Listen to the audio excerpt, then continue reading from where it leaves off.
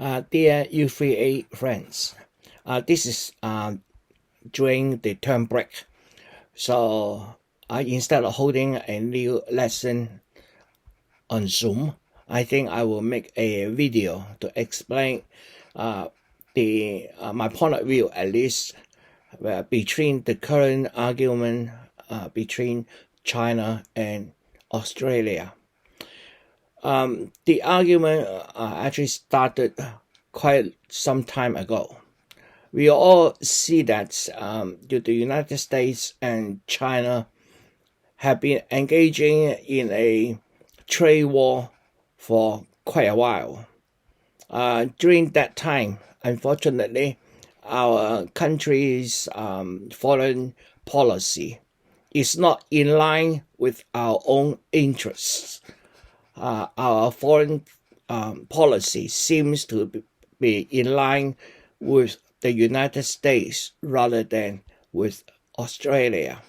For instance, we have forbidden Huawei to install the fifth generation Wi-Fi network or mobile phone network in Australia, in line with the United States, although we have zero evidence that the Huawei's 5G technology has security loopholes. The source code of Huawei has been submitted to the British government for independent investigation, and they found no loopholes in terms of any security. So the accusation that Huawei's technology may be having security loopholes is a fabrication with no substantiation. Unfortunately, our government follows the United States lead in spite of no evidence. So that is something I don't think China will appreciate. The second issue arises from the coronavirus. During a WHO conference, our country was leading the Western countries community to accuse China as the source of the coronavirus. Unfortunately, the scientific evidence is now pointing in the opposite direction. There are evidence from independent scientists from France and Spain pointing out that coronavirus already exists well before it becomes a problem in China.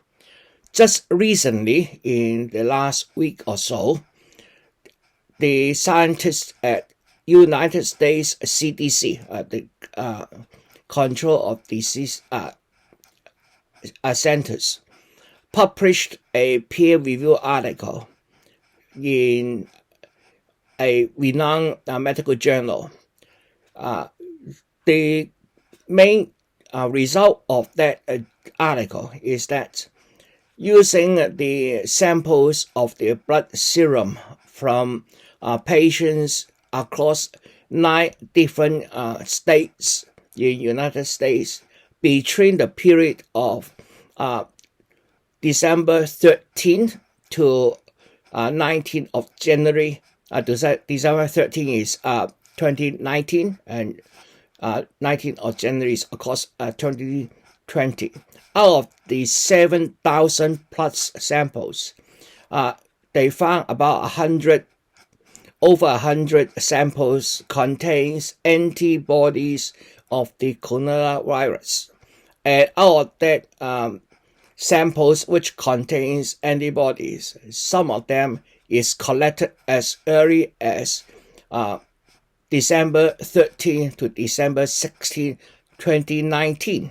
Now we remember that during that time, coronavirus haven't spread to China, or at least Chinese doctors didn't realize that there is a serious contagious virus spreading among the Chinese community.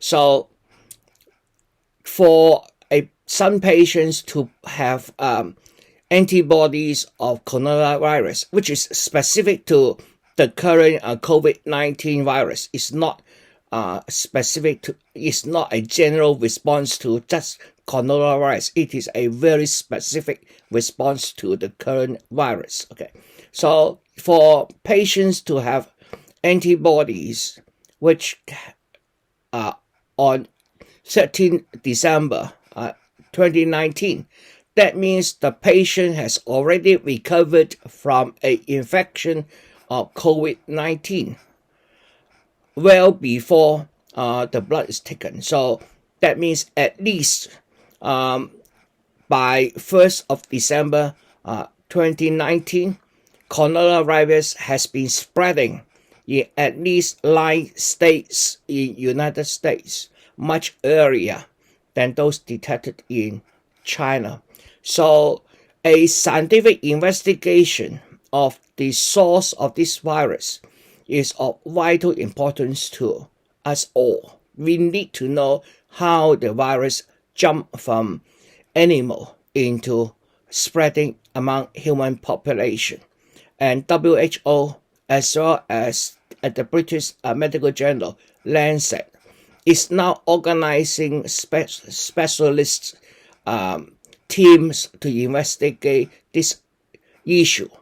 And the Chinese government has already approved both teams' experts to visit China in order to work with Chinese scientists in order to find out how the virus has jumped from animal into human population. So we see that China have no problem with a proper scientific investigation. However, Australia leading a call to point fingers only at China obviously displease Chinese government at least. This is not something you do to your friend. And so for mutually beneficial constructive relationship, criticism has to be open based on facts and understanding each other's position. So that is the source of the problem. Now the current problem with that picture comes from the recent release of ADF, the Australian Defence Force, about the war crimes committed by some of our SAS soldiers while serving in Afghanistan between 2005 and 2016. The original investigation is between 2006 and 2016, but the investigation found it necessary to extend 1 more year, so the scope changed from 2005 to 2015. And the report clearly say that our soldiers has committed some serious war crime, including killing unarmed, surrendered prisoners or civilians under full control of our military with no justification, because it's not in the state of war and these people has been under control of our armed force, so they are not posing any threats. So these people has been killed in cold blood, including 2 14-year-old boys had their throats slit. In order to cover, they put them into body bags and throw the body into rivers. Now that is not from me, it's from the report, and I'm going to link the reports in the description so you can actually have a look at the reports. So with that in mind, and with a lot of criticism about China criticizing people having news cartoons critical of Chinese policy. A cartoon, a artist who do CG pictures. That means he render computer graphics. So his work is very realistic. He created a image to express his anger when he knew of this piece of news.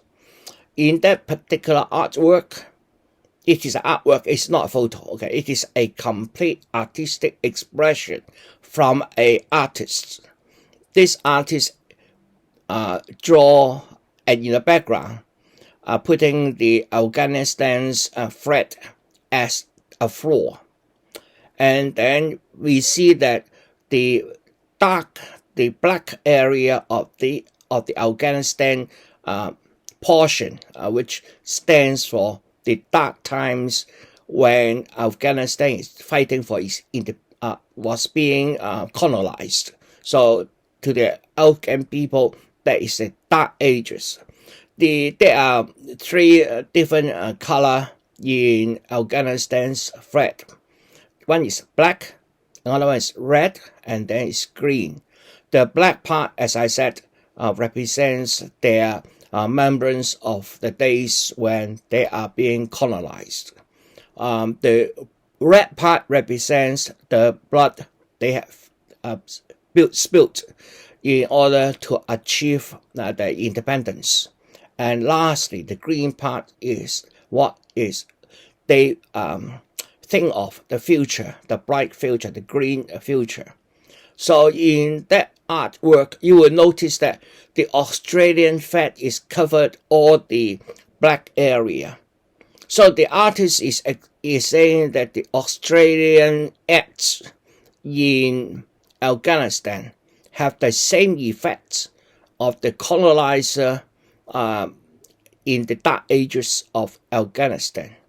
And under that Australian flag, we can see maybe bodies. So that stands for the symbolic ideas that Australian had some bad things done in Afghanistan. Then in the main of the photo, as I said, the floor is the Afghanistan flag with the black part covered by our Australian flag. And in the green part, we see that it is broken. So that means the action happening has broken the visual future life of Afghanistan people. In the main part of the artwork, we can see an Australian soldier wearing a helmet with Australian flag and a armband showing Australian flag. So that indicates an Australian soldier. That soldier is holding a blood knife at the throat of a boy whose face is covered by our flag. This little boy is holding a lamb. The soldier is standing on the Australian flag, but the boy is standing on the red part of the Afghanistan flag, their national symbol, representing that the Australian soldiers is killing people, innocent people, because he is holding a lamb, indicating innocent people, young people, a boy in Afghanistan. So obviously, this is an artist's expression, and it obviously is not comfortable for we Australians to look at, because it's really put into the atrocities our soldiers have done to the other countries. But the art is a reflection of facts. When our Prime Minister earlier this week, meaning about the 1st of December, he accuses the Chinese Foreign Department of retreating this, sharing this artwork, and saying that the Chinese government wish the Australian government to look into the matter seriously and put those committing a crime responsible. So that is the main message. And our Prime Minister is jumping out and making very stupid comments, including that this is a falsified photograph. Excuse me, you can't distinguish between a photograph and an artwork. Where hell can you find our Australian soldiers standing on our flags, which lay on the flag of Afghanistan? This is wholly artistic expression. And I don't think we have photographs of our soldier killing the two 14-year-old boy as well. And if the photographs still really exist, it won't be covered by an Australian flag. So this is not a photograph. Unfortunately, Mr. Morrison cannot distinguish between an artwork and a photograph, and accuses the Chinese government and demands an apology. I don't think any apology will be coming, because the Chinese doesn't see it as a matter needing apology. First of all, this artwork reflects the facts which are found by our own Australian Defence Force. Chinese has also the right to express its concern about war crimes, and this is not our Australian domestic issues. Our soldier was sent to other countries and killed the people of that country. We are the invaders. We are committing war crimes. So Chinese government or Chinese artists exercising their freedom of speech, expressing their anger towards such atrocities is understandable. And for a remedy, what we should do is to condemn the atrocities committed by our troops. We need to put these people responsible so that we can restore the good name of our good soldiers who is actually serving for our country. A few bad apples can spoil the whole pot. It is important for us to get rid of those bad apples. So instead of accusing the Chinese government and demanding an apology, our Prime Minister should look into the atrocities committed by our soldiers and put those people responsible into court for trial. I think that is the proper way to do it. I don't know whether you share my view, but anyway, I want to take this opportunity to explain to you, at least from my point of view, how the current issues related with China and Australia. We need to remember that China is our biggest trading partner, but we are not in any way a significant trading partner for China. The goods which we make a lot of money is the oil, the coal, the wine, the lobster, and the agricultural products. Unfortunately, none of this product is unique to Australia. China can easily find alternate products to meet its need. But on the other hand, if we lost this largest trading partner's business, our economy will suffer. So although we wish to say that the Chinese-Australian relationship is a mutually beneficial relationship, unfortunately, the fact is that we depend on China's trade more than China depends on our trade. We should try to please our customer. No one is likely to give you a business if the business constantly scorn or put you away. We don't want to visit a restaurant where the waitress will scold at you or shout at you. So are China.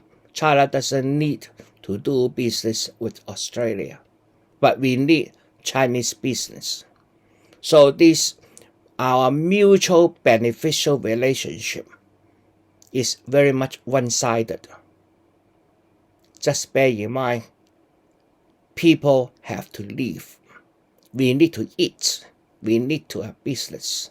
We need to trade. And it makes good sense to make our trading partners happy. Not to say that we don't want to express our views on issues we find it important. But on unnecessary issues, I don't think we should poke the eyes of the dragon. What do you think?